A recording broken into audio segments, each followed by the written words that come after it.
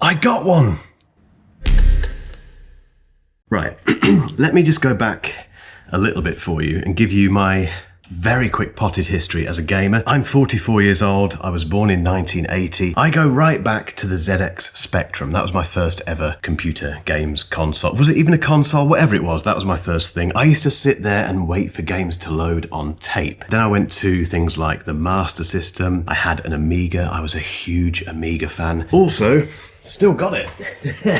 No idea why it's so yellow, but I have a SNES still. In fact, this isn't mine, this is my mate's, which I just kind of kept hold of for him for about 20 years. But I had this, I had an original PlayStation, I had a PS2, I had a PS3, got to the PS4, and then just got really bored of gaming because it was getting really, really complicated. And in fact, it started before then. I remember distinctly playing Metal Gear Solid 4 and just thinking, I want to play. I don't want to watch another badly acted and badly written, cutscene. It was just so boring. And since then, well, life has took over. However, Nintendo has retained this pick up and play mentality, which we do get in fairness now on, smartphone gaming and that sort of stuff. But the release of the Switch 2, I think, has got a lot of people of my generation interested in, well, handheld console and also on the TV console gaming, because you can plug this into the TV as well, obviously. However, you may be in my position where you used to play games quite a bit and then life took over. You might have had kids and whatever, got married and,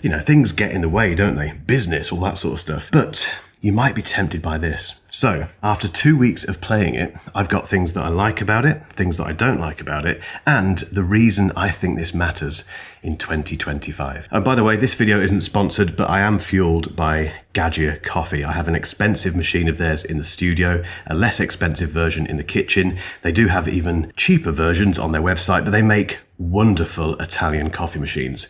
There's a link in the description. We do get a kickback if you buy one, but trust me, it's worth it.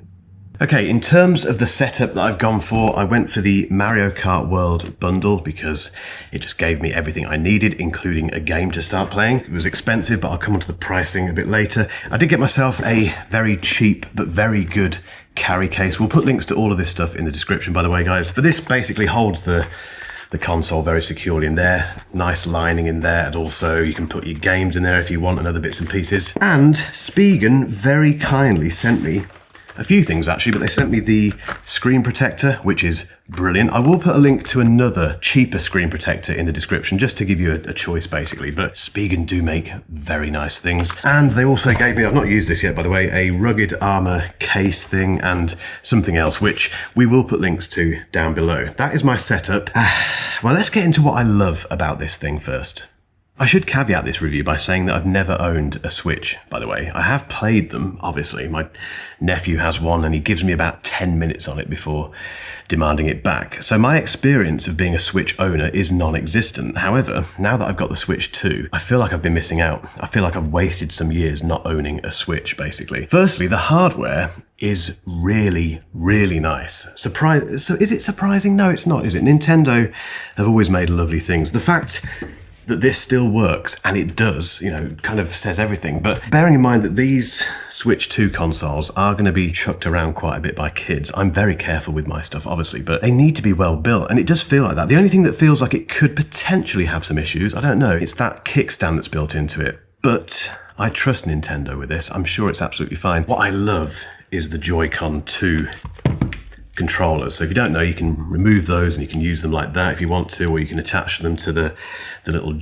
Joy-Con control. You can tell that I'm not a Switch owner, can't you? You can connect them to this thing here, basically, and play it as a regular controller. But what I love about them is that they so satisfyingly do that and attach magnetically to your console. To remove them, you kind of pull that lever there and they come away. Simple as that. If you're wondering, they do feel incredibly solid once they're actually in place. The buttons, the joysticks all feel fantastic. I know there was something called, get involved in the comments if you know what I'm talking about here, because I don't. Something like the creep. There was a creep issue with the original Switch joysticks, I think. I don't know if that, I don't know what it is, to be honest. So whether or not that exists on this, who knows? It's probably too early to tell. I'm sure Nintendo have fixed that. But yeah, hardware-wise, it's just a lovely, lovely thing. The display is absolutely fantastic. No, it's not OLED, but it doesn't matter. Obviously, there's 8 billion Reddit threads out there already with people setting their trousers on fire about the fact this doesn't have an OLED display. I suppose we'll get one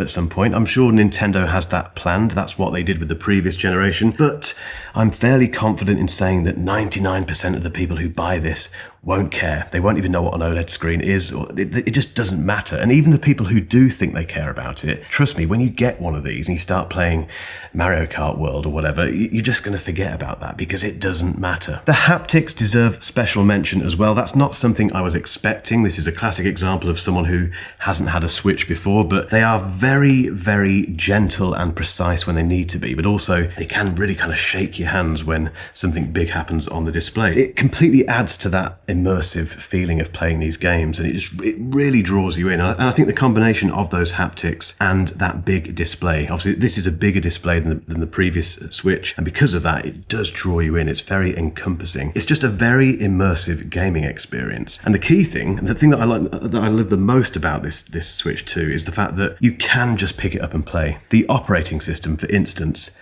bang, you're straight in. You can choose games immediately. At the moment, there's not many software updates to worry about, because that's something else that I don't want to keep going off on tangents with this, but I've got an Xbox, which one is it? The latest Xbox, Series X or whatever, and every time I turn it on, which admittedly, there's fairly big gaps in between me doing that, but there's always an update to the system, to the games that I want to play, and I just get bored and give up and I don't play. With this, you just turn it on, you go straight into your game, and if you were playing it before, it picks up where you left off, which is brilliant. But equally, the operating system isn't complicated. If you want to go into the store and buy a new game or check out what's going on, you can do that very easily. The settings are very, very simple.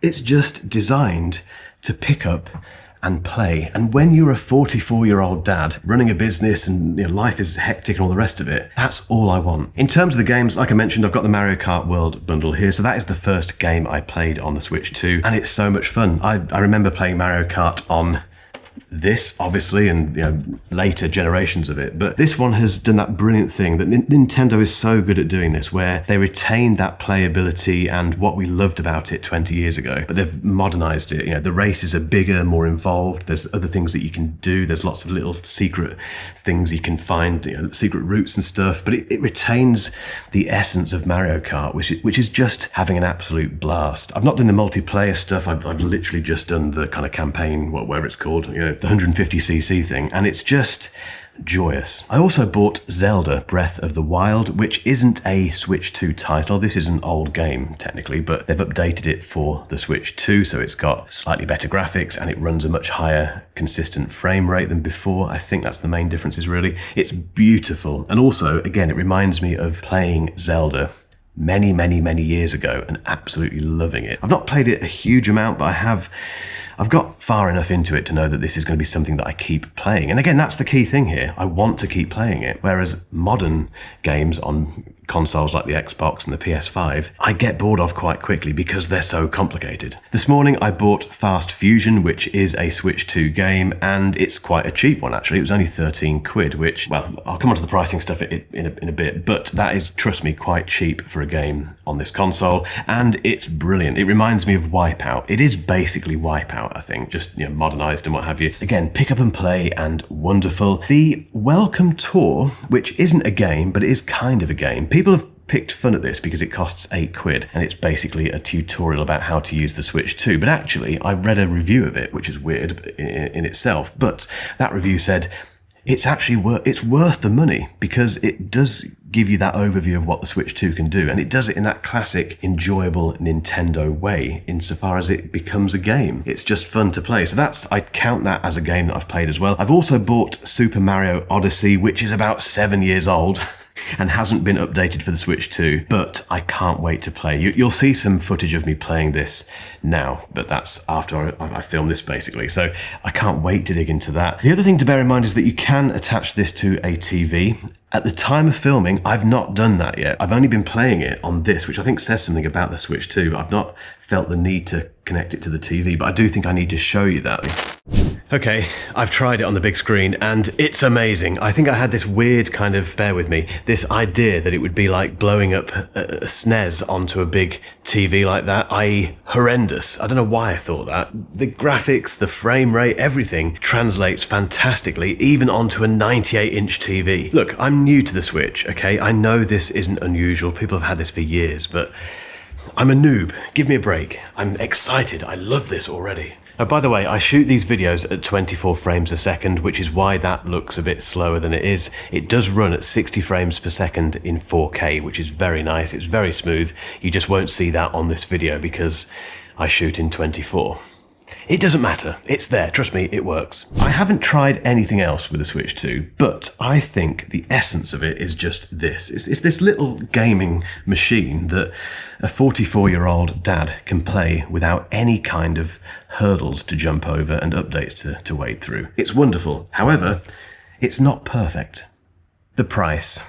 It's expensive. This cost me 430 quid, this bundle in the UK. We'll put the US and Euro pricing down below. It's not cheap wherever you buy it. And you don't just buy this, do you? You have to buy a game or two. So this is what I've spent so far on my Switch 2. So I spent £430 on the console and the Mario Kart World bundle. I spent 67 quid on Zelda Breath of the Wild, 50 quid on Super Mario Odyssey, which is an old game. Fast Fusion was £13, not too bad. Welcome Tour, £8, whatever. I then bought this case as well. Yes, Spigen sent me those accessories, but all in all, I've spent, as near as makes no difference, about £580 on my Switch 2. Made my voice go. £580. To me, and maybe this is showing my age, but to me that feels like PlayStation or Xbox money. And yes, as mentioned, I don't think I'd get as much joy. In fact, I know I wouldn't get as much joy from those consoles as I am from the Switch 2, but it's still a lot of money. And I've bought this partly because I'm reviewing it. If I take myself out of this thing of being a reviewer, would I buy a Switch 2? And the honest answer is possibly not. It's not a no-brainer for someone like me. In my position, someone who doesn't play games anymore really and is very busy, I'd probably look at that price and work out what I'd spend on it roughly with games and stuff. And I'd probably think, I can, the car needs filling up, or, we've got another round of shopping we need to do. I think it's quite a hard thing to justify. If you are a hardened gamer and you've been waiting for this, it is a no-brainer. If you're a bit younger than me, possibly it might be a no-brainer as well. But for someone in my position, I'd really have to think about it. I think I'd end up buying one at some point, but it's not cheap. So that's the first thing that I don't love about it. The second thing is the fact that there weren't any other big launch titles apart from Super Mario. That's what I wanted, a Super Mario World launch title. We got Mario Kart World, but I'd love to have seen Super Metroid. I remember playing that. I used to love that game. Imagine the Switch 2 version of that, and there's lots of other titles that we haven't seen yet. They're coming, obviously, but it would have been nice to get a few more. The other thing that I've noted down as being a bit of a downside with the Switch 2 is the battery life. Now, I've not timed it because I've got better things to be doing, but it has disappointed me a little bit. Roughly, I think I can get about 2 hours out of it, a bit more possibly, depending on screen brightness and what I'm doing on it and all that sort of stuff. But I've done a little bit of research, and there are, again, lots of Reddit threads on this and all the rest of it, and I think the general consensus is the battery life it's not bad, but it could be better, and a lot of this is down to the fact that the display is bigger and it's more powerful now and all that sort of stuff. So that is a bit of a downside. That said, it just means you need just keep it charged. Whenever you're not using your Switch 2, plug it in, make sure it's charged and ready to go. You can play it when it's plugged in as well if you need to, so that gets rid of some of that frustration. But yeah, the battery life could be a little bit better. But that's it in terms of downsides, really. And I think this is very important in 2025. This brings me to my conclusion about the Switch 2 and the reason I love it so much, which might sound a bit weird, but it's because I review all the latest smartphones and stuff. I'm so bored of consumer-facing AI. It's way too much. It's rammed down our throats every 10 seconds. To have something come along which kind of waves and says, I'm just here to have fun, and doesn't mention those 2 letters, it's so satisfying. However, I'd love to hear from you. This review was a bit of a test. We want to see how many people watch it, how many people subscribe off the back of it. So if you haven't hit that button yet, you know what to do. And if you want to see more Switch 2 stuff from me, click the button, get involved in the comments, tell me what you want me to cover next time, because I want to talk more about this, but the audience needs to be there basically. And tell me as well, have you bought one of these? Are you buying one? Are you not buying one? let me know. I'm off to play some Mario.